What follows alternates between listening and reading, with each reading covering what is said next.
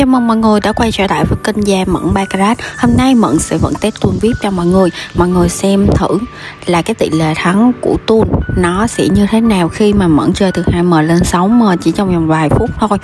Mọi người cứ quan sát kỹ cái cách chơi. Nếu như không hiểu, mọi người có thể kiếm Mận trên màn hình nha.